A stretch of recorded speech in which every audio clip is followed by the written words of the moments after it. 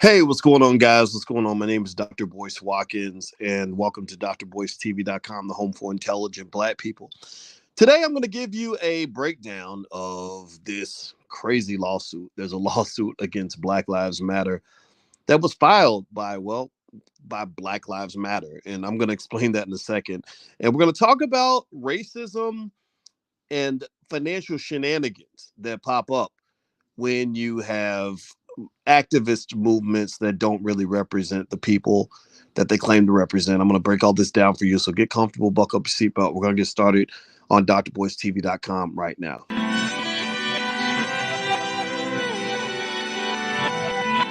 Here we are, clan the isms, cataclysm, great.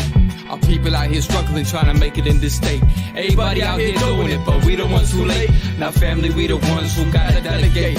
Get that money in the power, never be fake. Stick to co-sign for 3. What did he say? Create jobs, support our own. Educate the same and buy back your home. Got 3 degrees, triple 10. 3 PhDs, now we on the CNN. DBTV, let's talk about negligence. Ignorance is bliss, but we can turn it to intelligence. Please, none of what you hear, half of what you see.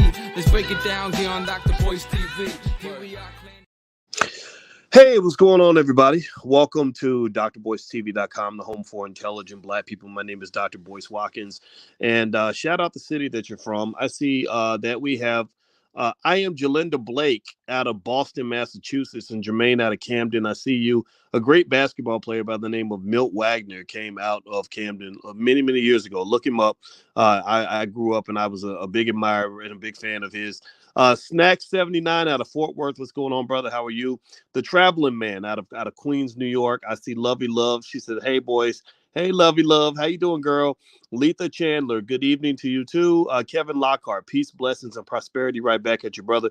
Eddie Johnson, etc. Now, also, give me a yes in the chat if you can hear me. Let me know if you can hear me okay. I'm actually here near Black Wall Street. I've been, if you go to my Instagram is The Real Boyce Watkins, The Real Boyce Watkins. Make sure you look for that blue check mark because as I've told you guys before, I have to constantly announce to you that there are a lot of fake accounts out here, a lot of fake people that will hit you up in your inbox and pretend to be me. I will not be the person in your inbox. I will not give you a WhatsApp phone number to call or anything like that. So just be really careful. I don't want anybody to get taken by these people. But if you go to Instagram, look for The Real Boyce Watkins. Look for the blue check mark. I've been doing my Black Wall Street content all day. And let me just tell y'all today, being on Black Wall Street here in Tulsa, my brother is you could say he's a fund manager. Let's just say that he's in that space. And he brought me out to Tulsa this week and I had a great time with the family. And I really learned a lot about Black Wall Street that people just don't know. There's so many things about Black Wall Street that people don't know. And we're going to talk about that later. But today I want to jump in and talk about Black Lives Matter. So as I begin, first of all, I want to say also welcome to Zephyr Tolbert out of Fort Myers, Mike Jones. Mike Jones, who? Mike Jones. I had to do that. Every time I hear the name Mike Jones, I got to do that. Gianni Whitaker from Nashville, Tennessee. Antonio from Atlanta. Robert out of Atlanta. Hello, Juanito Nelson. Good to see you from Covington, Tennessee. Tiger out of Lynchburg. Ron Farmer, B1 to you too. Felicia Wade, that's my grandmother's name. I love you too, Felicia.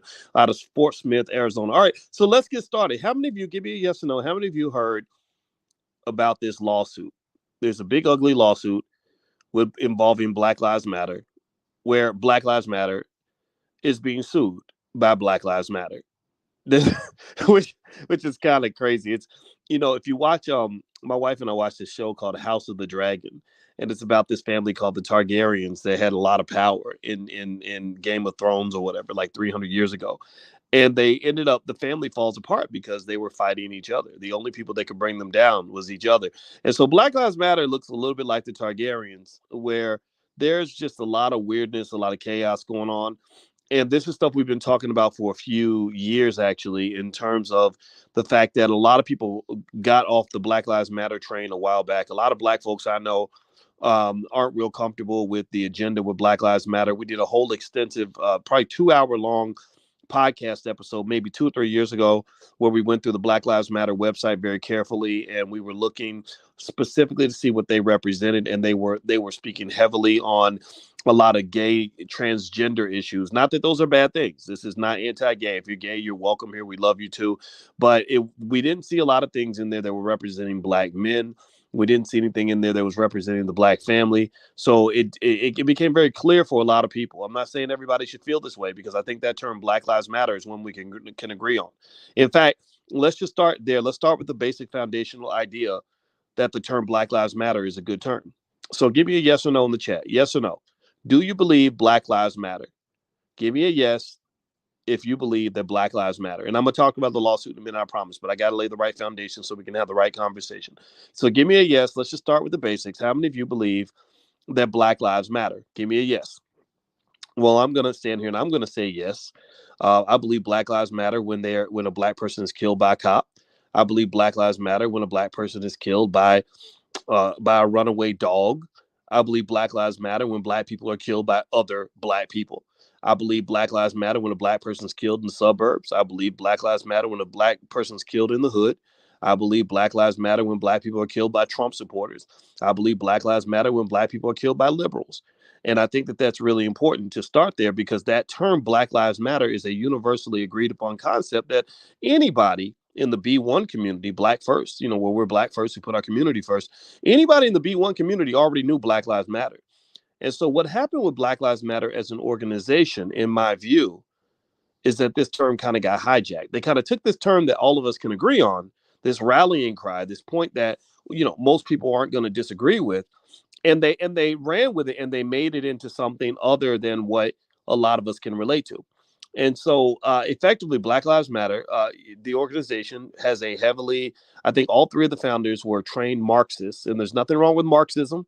I'm not a Marxist, though. Marxism is a pretty far left ideology. It is one that has a lot of really intelligent critiques of capitalism. Karl Marx, I've studied a little bit of what he believes, and I think his critiques of capitalism are right on point. And I think every black person should understand these things. But I think we should come short of becoming Marxist, and I think we should come short of becoming capitalists. I really think that when you're talking about black wealth, black economics, developing black economic systems, I think that our goal should be something where we establish an ethical set of business models that allow us to achieve the freedom and sovereignty that we need, so we can escape this racism that other people are trying to oppress us with. And I'm really feeling passionate about this today, because I'm sitting right here, right near Black Wall Street. I was right on Greenwood all day long for a really long time.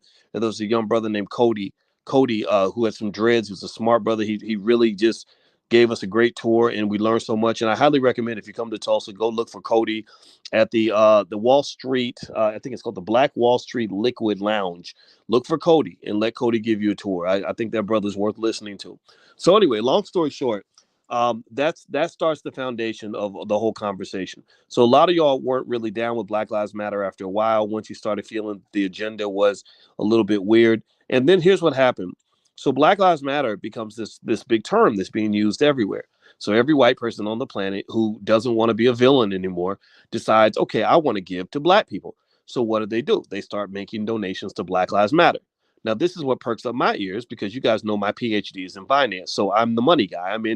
I understand money. I understand the power of money. And I'm really paying close attention to how money starts to wiggle its way into the equation. It always does. It always does. And it's not just the power that the money has itself. The money itself has an inherent power to change people's incentives. Money can affect people's behavior. Money can affect the power dynamic. But also, it's not just the power of the money. It's the power that created the money. It's where did the money come from? How did the money get there? So effectively, what happened with Black Lives Matter was they sort of gained this unfortunate, perhaps somewhat deserved, I don't know, reputation for sort of leveraging. Pay attention now. Financially leveraging pain and suffering in the black community for the economic benefit of a group of hippies that wanted to go and just do, whatever white liberals tell them to do. And I'm not saying that there weren't genuine people in the organization. I believe that the people who supported Black Lives Matter really believed in the cause. I believe they were doing the best they knew how. I'm really kind of looking at the leadership, because when the money came into the equation, you started seeing things sort of change. If I'm not mistaken, that was when they sort of had this split off, where they kind of had the Black Lives Matter Global Network Foundation, where they said, okay, this is the part that's going to manage the money, but the rest of y'all can still go out and do the work. but we're gonna manage the money over here. Y'all go out and raise hell. Y'all go out and protest. Y'all go crazy. Find out which black man got shot this week, and let's go ahead and do our best to capitalize off of every incident in America that involves a white person and a black person. Any incident you find, don't look at the facts. Fuck the facts don't matter. Facts don't matter. Just find any incident you can find, and let's go raise money off that. Y'all go raise hell, and then when you raise money, you can give the money to us, and then we'll go manage the money separate from you. And it's so honestly, as an outsider kind of looking in, it started looking a little bit like pimping. I'm like, oh, I've seen this before. That's what the pimps do with the hoes. They send the hoes out to do the work, and then they bring the money back and give it to Big Daddy, and Big Daddy runs off and does what he wants. And so with Black Lives Matter, it kind of became like a pimp and hoeing kind of operation. It was fascinating to me. Here's the thing. This is what you got to pay attention to. It's fascinating. It's real easy to be a Marxist or a socialist when you ain't got no money.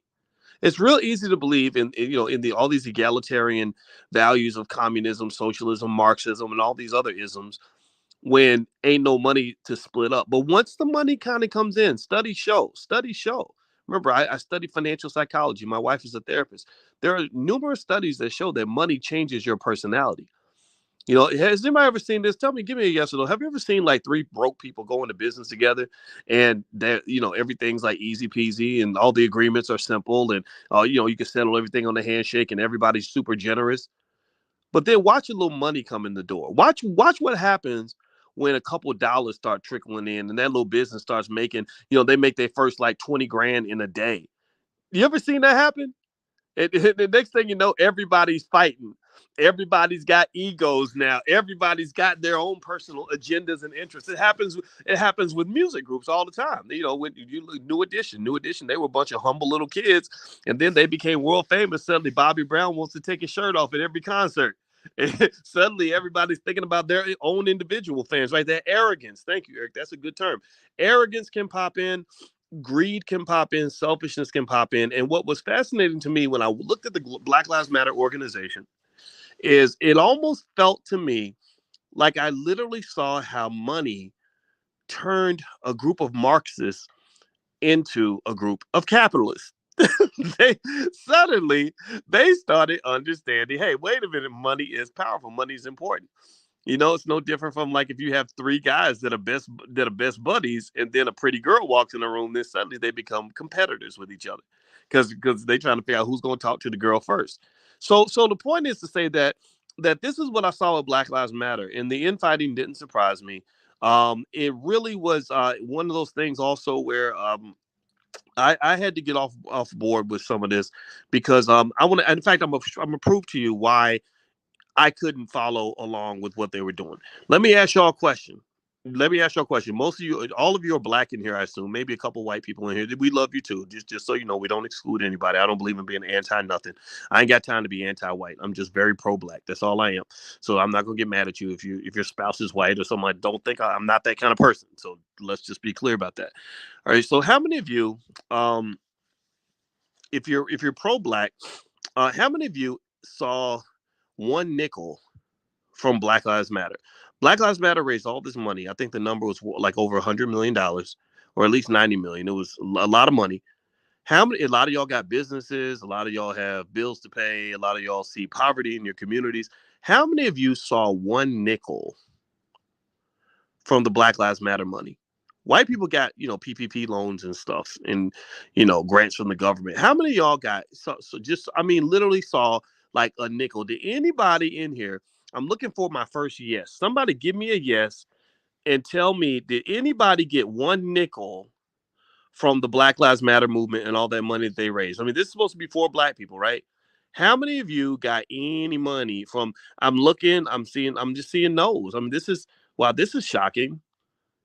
This is shocking. So here's the deal. That money did not go to the black community. That money did not go to the black community. That money went to the overseers. The way politics works in America, which is very unfortunate. And I promise you, I'm gonna get to the lawsuit. I have to have the right conversation around this. I can't have a stupid, quick little conversation. But But American politics is a situation where black folks have to be as politically intelligent as you can be. I'm not here to tell you what you should believe. I'm not here to tell you who to vote for. I've never done that. You've listened to me for years. I've never told you go out and vote for this guy, go out and vote for that guy. I don't do that. Because in fact, I don't have a lot of faith in the American political system. I'm gonna be honest with you. I don't think that there's any evidence out there to say that politics has been the solution for black people. Although politics, I know it plays a part, and I'm not closed off to that. I'm just saying that you can't really do politics in America unless you get your economics right.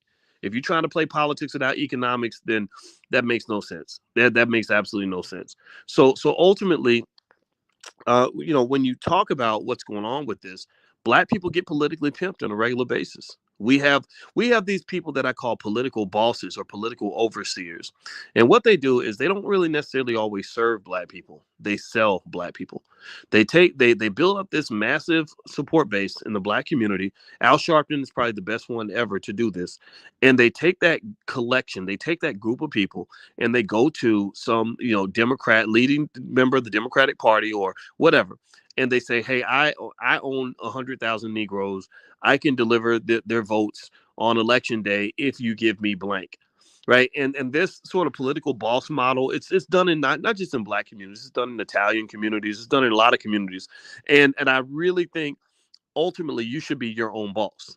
I just believe, I don't want to be a boss. I'm not here to tell you to vote for anybody. I want you to vote for the person that works best for you. And I would say at the end of the day, when I looked at what Black Lives Matter was doing, making all this money on behalf of the suffering of black people, I really felt that was just a flawed process to begin with. So the lawsuits and the infighting, that none of that surprises me one bit. My heart goes out to the people who had to file this suit because I believe that this suit was filed by people who are pissed off, legitimately pissed off. They're sitting there thinking, wait a minute, we did all the damn work. We were out there doing all the marching, all the rioting, all the whatever it was, we didn't do a lot of rioting. I don't know where those rioters came from. I have theories about that, but still, we were out there. They're like, wait a minute, we were out here doing all this work and bringing attention to these issues. And when the money came pouring in, you took the money and went in the back room and told us that our services were no longer needed. And so my view is pretty basic. The people that are doing the work should have a say in what happens with the money. And I'd be really curious to know where the documented evidence is from Patrice Cullors and the others who helped start the organization. Where's the evidence that the people who were out marching in the streets, doing the work, doing the legwork, that they were also involved in decisions about where the money was going? All I kept hearing was this word that rings my ears every time I hear it because I'm a financial guy. The word is transparency. Transparency. I kept hearing them say there's a lack of transparency, a lack of transparency. That basically means that you took the money in the back, you closed the curtains, locked the door, and said, don't you worry about it. We'll tell you what to do with the money when we make our decision. And that's interesting to me because that's kind of how a pimp operates. And then next thing you know, there's these questions about these $5 million houses, $3 million houses that people are buying and all this other stuff. Well, those questions wouldn't be there if there was more transparency. And I really would love to know what was going on with that. So anyway, before I move on, do me a favor, hit the thumbs up button, thumbs up, share, subscribe if you haven't done it yet. BoyceWatkins.com. That's my website. It's right there. Also, just as a reminder, don't forget the All Black National Convention's coming up October 28th through the 30th in Charlotte, North Carolina. If you are B1 and part of the B1 community, you have to be there. It's going to be amazing. It's going to be in Charlotte. And also, you can be a vendor and all this other stuff if you'd like to be a vendor. There's no corporate sponsorship, no government money allowed. But, so it's supported by the community, which gives us the right and the ability to say what we want to say. That's why I can invite people like my brother, Rizza Islam, and not worry about the backlash. But we also have people there like billionaire Mike Roberts and others that can show you all kinds of stuff involving how to build wealth, how to build strong families, things like that. So just go to BoyceWatkins.com. And when you get your hotel, don't pay the full price.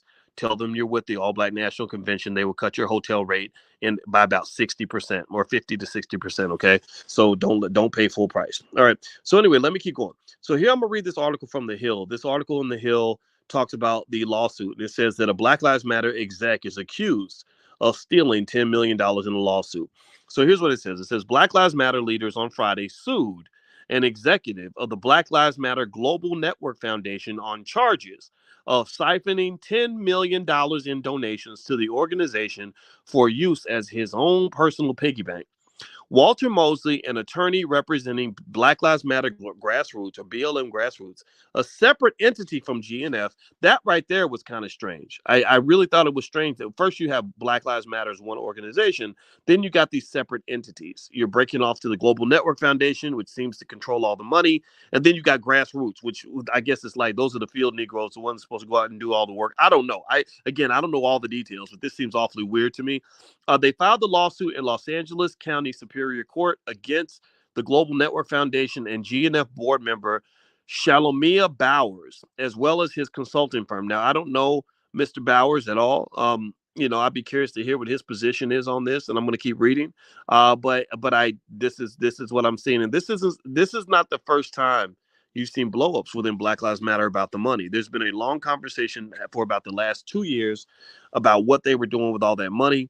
So it's kind of interesting. The initial complaint seeking financial relief and a court order halting GNF's use of the BLM identity accuses Bowers of becoming a turned usurper and charging fees for Black Lives Matter donors, which he then used for his own personal funds. When more than 300 movement leaders, as well as BLM founders, insisted that he resign from GNF, the complaint reads, he continued to betray the public trust by self-dealing and breaching his fiduciary duties. So fiduciary means he wasn't representing the interests of the organization. He's representing his own interests. Now, remember, this is a lawsuit. And I think that with lawsuits or any legal situation, there's always, innocent until proven guilty. Also, remember, lawsuits are about he said, she said. Lawyers are really good at making things sound the way they need them to sound. And so I'd be curious to see what happens when all this is sorted through in court. So Melina Abdullah, a founder of the BLM Los Angeles chapter and co-director of the BLM Grassroots, held a press conference last week announcing the lawsuit. Quote, Global Network Foundation has been taken away from the people who built it, she said. Global Network Foundation is now led by a highly paid consultant who pays himself upwards of $2 million in a single year. Again, just based on what I know, I just don't understand how it was allowed for the Global Network Foundation to sort of just take all the money and have this whole separate wing of Black Lives Matter. I'd be really curious to see how that decision was made and who made that decision, who gave the final say on this. So Abdullah said Patrisse Cullors, a BLM member, had created a transition plan to transfer control of GNF over to the Grassroots organization, but GNF has locked her out of social media accounts and is amplifying messages she does not agree with. So even Patrisse Cullors, who was one of the individuals that was really being sort of implicated and dragged a little bit over the purchase of some multi-million-dollar houses, things like that. Even she is now locked out, and they say the Global Network Foundation's pushing out messages that she doesn't agree with. In a statement following the press conference, the GNF board of directors denied the allegations, saying they were, quote, disappointed and dismayed at the false narrative spread by Abdullah and other BLM leaders who are accused of taking $10,000, who they accuse of taking $10,000 per month in personal stipends. Quote, we as Black people and Black-led organizations cannot continue spending all of our precious time and energy fighting and tearing each other down, the statement reads. We have no desire and little time to put private business out in the street. However, Melina Abdullah, BLMGR and its leadership seem intent on fighting publicly about their desire to control the entirety of Black Lives Matter. So what I'm reading so far, what's abundantly clear here is that this is just messy and it's kind of sad. Messy, but messy can happen, I guess, when you talk about managing this much money and this much attention. Again, I think that things changed. I think that agendas shifted when there was so much money involved, when they realized that Black suffering is a multi-billion-dollar commodity. When they realized that Black death is a multi-million-dollar asset that they can profit from, I just think people's agendas changed. And what's really unfortunate is that there's not some sort of agreement on what the proper use of those funds should be. In fact, it makes it worse than most other charitable efforts. I mean, most charity isn't all that effective, to be honest with you. There's a documentary called Poverty Inc. Poverty Inc. Talks about how all this money is raised by using poor African nations as a video prop. They take a picture of the little kid with the swollen stomach because he hasn't eaten for so long, and he's got flies on his face, and they put those pictures, and they push this content all throughout the world, and they make money from this content. They make money just like you make money on Netflix. They get people to make donations because they feel sorry for the poor little starving kids in Africa. And then what happens is all this money gets raised, and then they don't even give the money to the people that are in the videos or their families or their communities. They take the money, they go spend it with another white person who will go, they'll say, oh, the poor little kids in Africa need new shoes. So they'll pay their European friend, $200 million to go make shoes, and they'll dump a bunch of shoes in the poor African country and continue the process all over again. So effectively what they're doing is they're using Black suffering as a way to fuel their own economy. It is almost like the way water can create electricity. Water power generates electricity. Well, you generate economic energy that circulates throughout their economy and not through yours. And you just become a resource. You become a resource that gets utilized and wasted and used up like everything else. So the suffering of Black folks, the death of Black men, became this profitable rallying cry that allowed them to go and make all this money from corporations that are trying to find a way to pay them off to get rid of whatever white guilt that they're dealing with because America's starting to kind of confront some of its racism. And I think what's frustrating for many Black folks is that we ain't got nothing to do with it. We ain't got nothing to do with it. It's like laying in a man's bed and sleeping with his wife, and telling him to watch, saying, I want to heighten your sex life because I'm gonna come sleep with your wife. I'm gonna make your sex life amazing by sleeping with your wife. And he ain't got nothing to do with it. He's just sitting there watching. So basically, Black folks don't have anything to do with it. Like, Black people are sitting here watching the liberal elites, Black, white, and otherwise, all get together and basically deal with Black folks the same way they deal with saving the whales, or the way they deal with saving some Siberian tiger or something. The tiger isn't involved in the decision making. The tiger doesn't get the resources that are raised. The protection of the tiger is something that they sort of take over in a kind of paternalistic fashion, where they sort of feel like, okay, we know what's best for this tiger. So basically, for Black people, they just look at you like you are not relevant in the decision-making process. They know what's best for you, and you don't know nothing. That's why, in many cases, they don't spend any time talking to the actual leaders that are on the ground that have been doing the damn work since day one. That's the problem. I want to know how many grassroots leaders, a lot of y'all are in the community now. A lot of y'all are running community centers, getting no money. A lot of you are running Black-owned businesses, getting no money. A lot of y'all are in the hood negotiating gang truces and getting like Tyrone Muhammad in the South Side of Chicago. I'm talking about real people that I've met who are really out here doing the work, who are really out here helping the community, can't get a nickel of resources because these liberal elites are collecting money on your behalf. Every time you go through something where you're struggling and you're suffering, they show up for a couple of days, they hold a march and a rally, raise hell, burn down a couple businesses, and then they go collect a big check from the local corporation, and that money gets disappeared. You never see that money again. So they're using you. They're using all of your pain and suffering as a way to generate something for themselves, to create not just the money part, but it's like maybe they're creating these feel good emotions. They kind of get to like kind of give each other these intellectual orgasms, feeling like they're really doing something good for the world, when really, when you go back to the hood, nothing is really different. Nothing has changed. The poverty's still there. These liberal districts all across the country where you've been voting Democrat every election since forever, and nothing's getting better. I'm not saying the Republicans are better, but my Lord Jesus, if that's all you got, if all you got from me as a solution for Black people is Democrat or Republican, then that means either you're not that smart or all hope is lost. I don't know which one it is.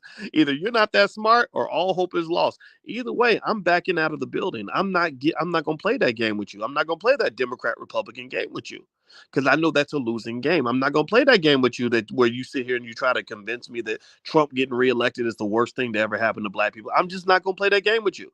The game I'm going to play with you is this. Here's the game I'm going to play with you when you talk about true Black empowerment. You know what game I want to play? Here's the game I want to play. I want to play the freedom game. The freedom game is where we say, okay, what are some models of freedom and self-sufficiency that have been employed by Black people and other groups around the world that have actually been successful? When we play the freedom game, I'm going to say something like this. I'm going to say, okay, you're telling me that it sucks because the public schools won't allow black people to teach critical race theory because the school districts are racist and Republicans. So, okay, yeah, I get that. But the game I'm going to play with you is I'm going to say, okay, well, then why aren't we raising money to build our own damn schools? Why are we handing our children over to people who hate them to be their primary educators? What brain cell do you have in your toxic little mind that makes you think that somehow handing your children, your most valuable resource, your multi-trillion-dollar asset over to your oppressor is going to end well for you? Are you surprised when your child comes out of that school and they're 100% European? Are you surprised when your child graduates from high school and still can't read? Are you surprised when your kid comes out brainwashed? Well, that you did it. It wasn't just the teachers, it was you. So that's the game I'm going to play with you. I'm going to challenge you. I'm going to say, well, then why would you send your child to be educated by somebody who hates him? That don't make much sense. White people don't do that. They don't say, hey, we're going to send our kids to Boyce Watkins Academy so he can learn about being pro-black. He can teach them that black people are the best and black people are amazing and black people can dominate. And I want my child to want to be a black man by hanging out with Boyce all day. They're not going to do that. They're not stupid. The game I'll play with you is a game I'll say, okay, why don't we go study the things that they don't teach you in school? Like, why don't we go study O.W. Gurley and Black Wall Street? And why don't we go study how the people on Black Wall Street had 21 grocery stores in a community that 100 years later only has one?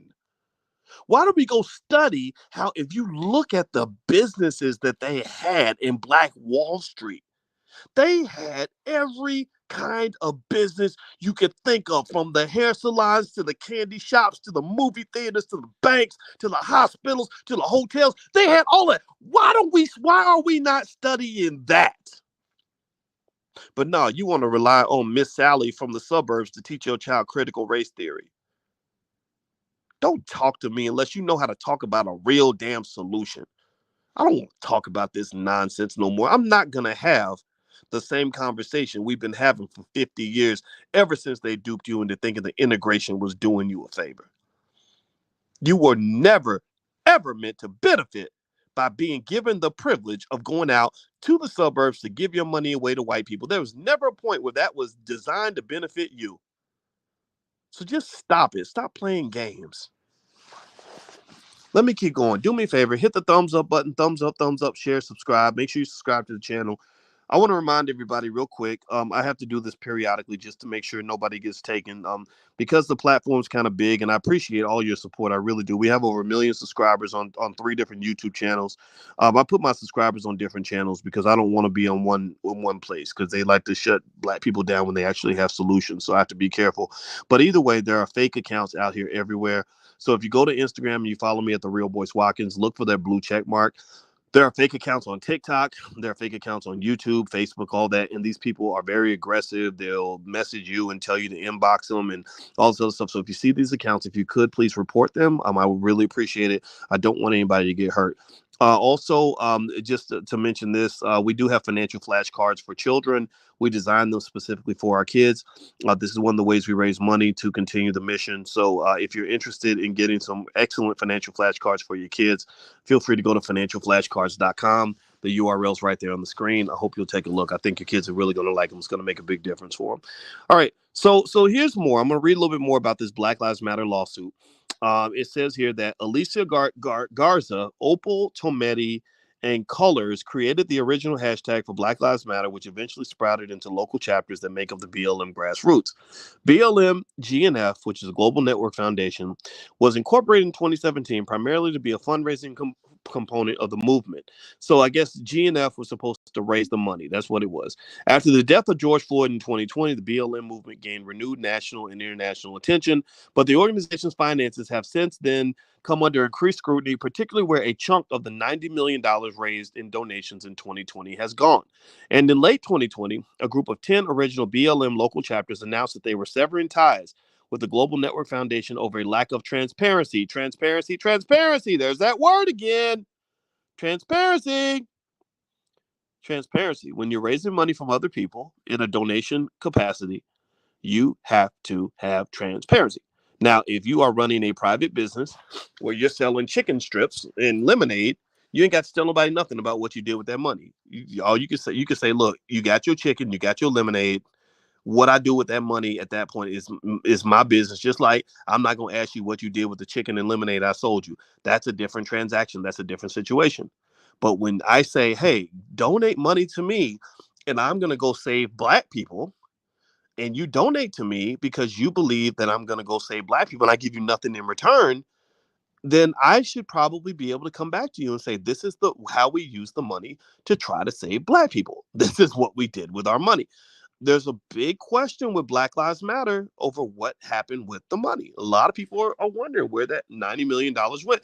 And I think that there was more money. There was so much more money raised. So it says here, New York Magazine also reported earlier this year that BLM executives bought a $6 million home with money donated to GNF. So what I'm going to do is I'm going to click on this other article here. Hit the thumbs up button while I do this. So this is, okay, so this is an AP Associated Press exclusive. This is where they claim they opened up about the finances. Now, this is from February 23rd, 2021. The Associated Press says the foundation, widely seen as a steward of the Black Lives Matter movement, says it took in just over $90 million last year, and that was just up through February 2021. So they probably collected more money since then. The Black Lives Matter Global Network Foundation is now building infrastructure to catch up to the speed of its funding and plans to use its endowment to become known for more than protests after Black Americans die at the hands of police or vigilantes. Quote, we want to uplift Black joy and liberation, not just Black death. We want to see Black communities thriving, not just surviving. Okay, that sounds nice. This marks the first time in the movement's nearly 8-year history that BLM leaders have revealed a detailed look at their finances. The foundation's coffers and influence grew immensely following the death of George Floyd, blah, blah, blah. That growth also caused long-standing tensions to boil over between some of the movement's grassroots organizers and national leaders. The former went public last fall with grievances about financial transparency, decision-making, and accountability. The foundation said it had committed $21.7 million in grant funding to official and unofficial Black Lives Matter chapters, as well as 30 Black-led local organizations. It ended 2020 with a balance of more than $60 million after spending nearly a quarter of its assets on the grant funds and other charitable giving. In its report, the BLM Foundation said that individual donations via its main fundraising platform averaged $30.76. More than 10% of the donations were recurring. The report does not state who gave the money in 2020, and lawyers declined to name prominent donors. That's a big deal. That's a big deal. That's a big deal. When they decline to name the prominent donors, it could be because the donors just want privacy, and that's a possibility. But it's also because many of these donors are probably white. Let's just keep it 100. Let's just be real. And it's nothing. I'm not saying that there's anything inherently wrong with getting money from white people.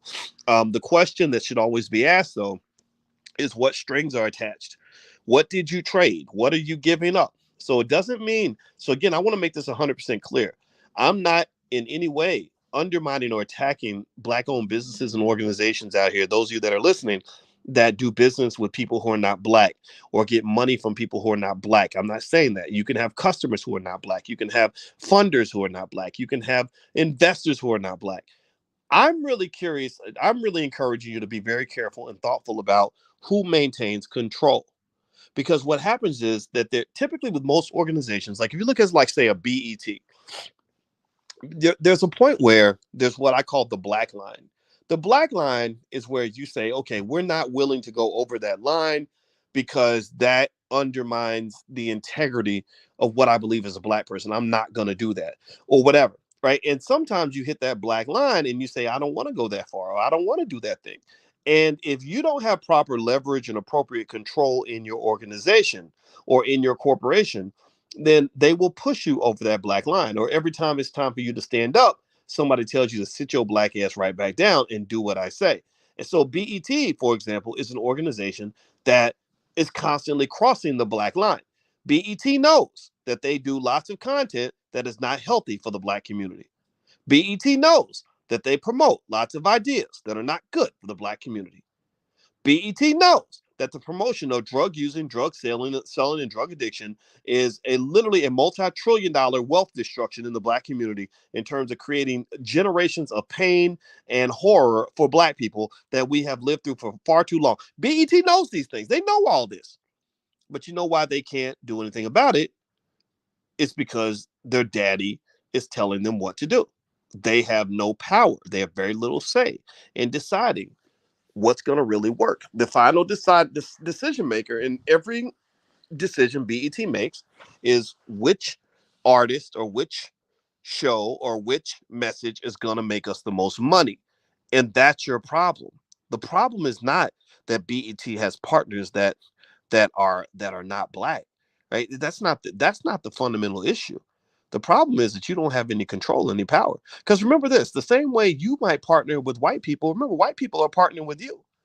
And so if they're partnering with you and you're partnering with them, then why is it that you're always the one getting pimped? Why are you always the one on the short end of the stick? So business partnerships and economic partnerships are like a marriage. Pay attention. Give me a yes if you understand what I'm saying. Give me a yes if you get what I'm saying. It's like a marriage. Marriage is not inherently bad. And marriage doesn't mean you're going to get abused. But there are good marriages and there are bad marriages. And in many cases, because Black folks show up to the table with a whole bunch of talent and a whole bunch of work ethic, but not a whole lot of capital, we're the ones that end up getting pimped.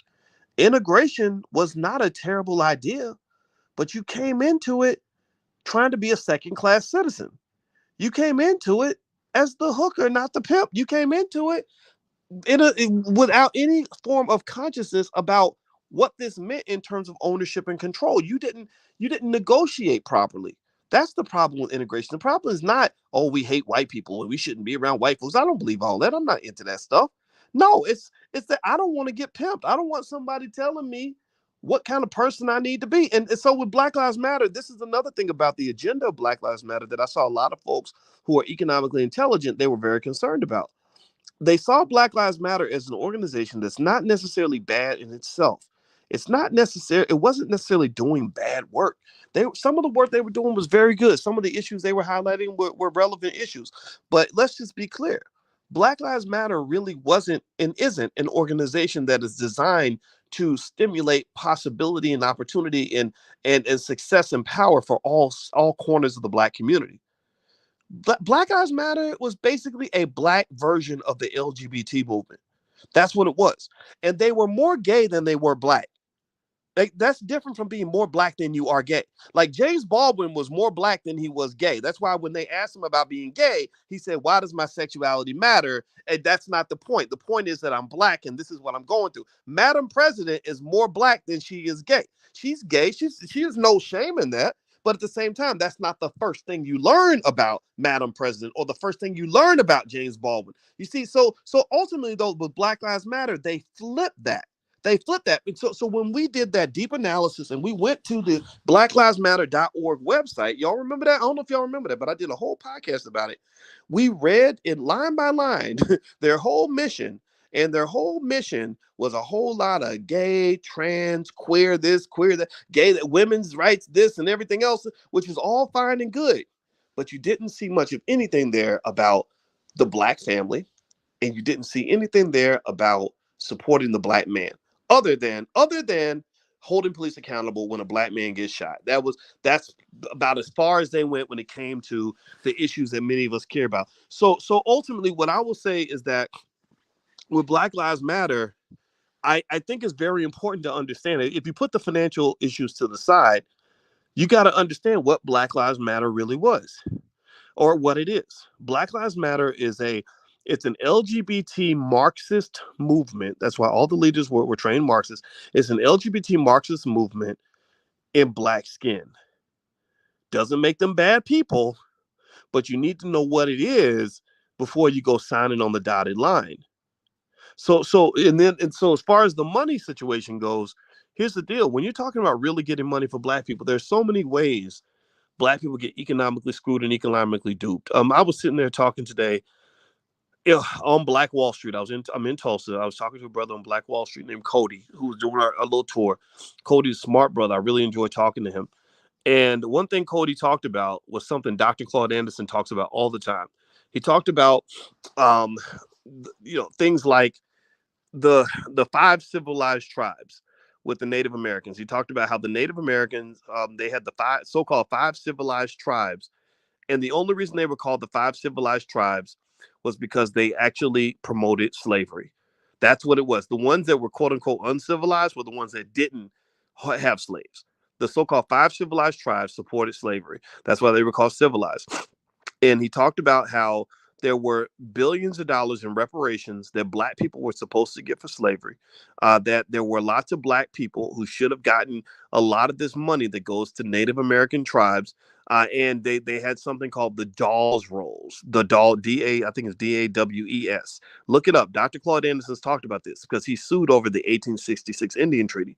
And with the Dawes Rolls, you could pay $5 and get on the roll and get somebody taken off the roll. So they could take a black person off the roll and put themselves on the roll so they could get all the benefits, all the massive economic benefits that came with being a Native American. So this is where that term $5 Indian comes from, because there are lots of really just lily white people in Oklahoma and other places who claim to be Native American because they get economic benefits, and many of those benefits are supposed to go to you. And so my point is to say that you've been getting ripped off since the beginning of time. I mean, you've been getting ripped off, every single year since you've been in this country. And the only way that we're really gonna, as a community, be able to really fight this thing, fight this battle, and really, really get the freedom that we deserve, get the power that we think that we deserve to have, is if we learn the importance of economic strength. If we never learn about the significance and the relevance of economic warfare in a racist capitalist society, then you will always lose. This whole Black Lives Matter movement, it smells of money everywhere. I smell, you know what I smell? I smell that there was money that backed it. I smell the money that was collected during the whole protest. I smell that the money didn't go to the places it was supposed to go. But yet you're being used as the prop. So it's no, in some ways, it's no different from hip hop music. You made all the best music in the world, but somebody else somehow got all the money. Well, why? Because you didn't understand the essence of economic warfare. You don't have the economic intelligence all the time to be able to ask basic questions like, okay, where's the money coming from? Who's paying for this? Who's going to benefit from this? And how are we going to get our cut? If we had said that, if we had simply said that during integration, when white folks are saying, okay, we want you to shop at our stores. Okay, cool. But how are we going to get our cut? We want you to support our businesses too. Okay, well, how are we going to get our cut? You going to support our businesses also? Or are we just supposed to just go buy from you and that's it? Or we want you to come work at our factories. Okay, great, sure. Okay, well, how are we gonna get our cut? Which factories are we gonna own? Which businesses are we gonna own? Because we can't come in as nothing but renters, consumers, and employees. We're not trying to do all of that. We're not trying to just be on the other side of the pimp, and we need to be on the power side too. So where are we gonna get our cut? And so I think that with Black Lives Matter, that's what I looked at. And I said, you're using the suffering of black people, you're using the trauma of black people to generate $100 million or more for all these different whatever things that you're trying to do. Where do we get our cut? Where are black people that I know, the ones who are really doing the work, the ones who are out here raising the kids, supporting the gang members, who are out here running the community centers, who are running the schools on a shoestring budget, like schools like Freedom Home Academy International in Chicago, that's educating children 10 times better than Chicago public school system ever will. When are they going to get their cut?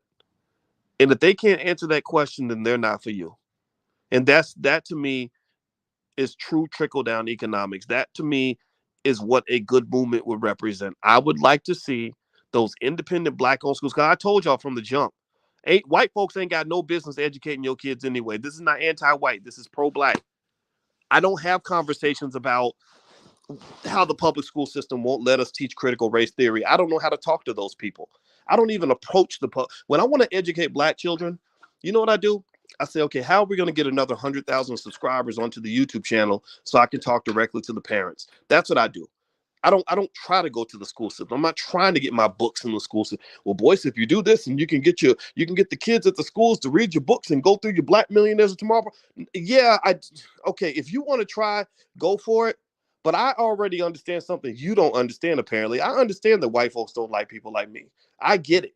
I understand the history of racism. I get it. I understand that an intelligent black man is a bigger threat than a gangster or a thug or a hood rat ever could be. I know these things. I understand the menace to society I've become by being a black man who knows how to ask the right questions. You somehow think that if we keep wiggling around with this stupid, failed, flawed system, that somehow we can get a couple of crumbs of what we want. I'm not going for the crumbs. I'm going for the big piece of chicken. In fact, I want to own the whole goddamn dinner table. Period. So at the end of the day, what that means is, excuse my French, I'm sorry, I didn't mean to cuss, but that's exactly how I feel. And here's the thing. Here's what I'm saying. You're gonna have to go back. If you really want to learn how to have power in this country, I encourage you to go back 100 years. Go back to a time when you had ancestors who wasn't getting shit from the government. Go back to a time where you had ancestors who had to survive lynchings, who had to who didn't have job opportunities like you have. I need you to go back to a time where they couldn't get corporate jobs and student loans and all the other nonsense that's got you in an economic trap. I need you to go back and I need you to study. And you don't need a white person's permission to do this. They don't have to teach it in public schools for you to learn this. You can pick up a book. Dr. Claude Anderson at powernomics.com has a whole bunch of these books written for you already. I need you to go and study the blueprint of the black folks at Black Wall Street and 100 other towns across this country who were able to build 100 times more businesses than we can with literally 1/50th of the resources that we have right now. How in the hell did they build? Go look at the list. In fact, on my YouTube channel, I'm going to put up a list. I'm going to show y'all all the businesses that they had, the dentist offices, the bakeries, the grocery stores, the skating rinks, all the stuff that they had everything. They literally had everything in Black Wall Street. And I'm sitting here just thinking, why in the world do we got all these damn college graduates, all these Negroes with degrees, thousands of them, thousands of black people graduating from college every year, can't build a damn thing, can't create nothing, can't sustain nothing? Where does that come from? It's because you and I'm going to say you and I, because I don't want to make you feel bad. I'm not trying to make nobody feel bad, but we've been trained. We've been duped. We've been duped into becoming dependent on the system. That's your problem. You've been duped. They tricked you. They got you addicted to this. You like a crackhead. A crackhead needs the crack dealer. Like you can't survive any other way. So ultimately, I just really think that if you're learning what Black excellence looks like, you need to go back at least 70 years. Go study Black Wall Street and ask yourself that basic question. How in the hell did black men like O.W. Gurley start hundreds of self-sustainable, very wealthy businesses when he had nothing to work with, at least not compared to what we got today? Y'all got billionaire rappers that ain't built a damn thing. Ain't created one single damn job except a couple jobs for their homies. That's all they know how to do. So that means you got the wrong skill set, black people. You must get the right skill set. And then at that point, what will happen is your activism, will flow out of that. The Black Lives Matter movement, unfortunately, it comes off to me as a movement funded by white liberals to utilize black energy and black trauma as a way to fund and support white liberal ideologies. That's what Black Lives Matter was all about. I'm not dissing it. I'm not dissing the people in it. I love the people in it because I know them and I'm not dogging the people that are in it, but you got played. I'm just telling you the truth. Your movement is going to be the one that comes from your economic base. When you are sitting there with other business owners and decide that there's an issue that matters to you and to your families, and you create the movement around that, that's the movement that you're going to be able to get behind, and it's going to have to be funded by you. If it ain't funded by you, then chances are it won't benefit you. That's just my 2 cents. So anyway, I hope this was taken in the spirit that it was intended. This is not, we don't have time to sit around bashing Black Lives Matter, the leaders and all that. I mean, we kind of did a little bit, but I want to try to at least be somewhat fair and say, look, I don't know who did, what's going on. I'm just telling you guys what I see based on what I see. And I would just say that, in generally speaking, for us to really learn who we are, we got to go way back. And I'm not talking about the nonsense, the crappy Black history they teach you in these public schools. Of course, they're going to teach you irrelevant Black history. Why would they teach you the things that you really need to know to be powerful? You can go study Marcus Garvey on your own. You can go study Malcolm X and his real ideas on your own. You could study Dr. King's core ideas on your own. When he said, when he talked about integrating into a burning house, when he talked about we're here in Washington to pick up our check, when Dr. King started to change and started to become more like Malcolm toward the end of his life, where you can go study Black Wall Street on your own. So you don't need these people to teach you nothing. You're not a child. We can do this. That's my 2 cents. That's what I believe, and I'm sticking to it. Okay, guys. So I'm going to get out of here. I hope that this conversation was helpful to you, and it was great talking to you as usual. And I just want to remind everybody also, if you ever want to get notifications on text when I go live, feel free to text the word "voice" to 31996. Text "voice" to 31996. That's right there on the screen. Also, if you want to take a look at our financial flashcards for kids, you can feel free to go to financialflashcards.com. That URL's on the screen also. And last but not least, don't forget the All Black National Convention happens October 28th through the 30th in Charlotte, North Carolina. And freedom is on the menu, and it's going to be awesome. It's always a lot of fun. You're going to learn a lot. And don't forget, when you book your hotel, though, at the downtown Charlotte, you might want to book it now because it's going to fill up. Tell them you're with our group, and they'll cut your rate by over 50%. So you don't have to pay full price. All right, guys. Well, have a good night. God bless you. Thank you for listening, and I'll talk to you soon. Take care now. Peace.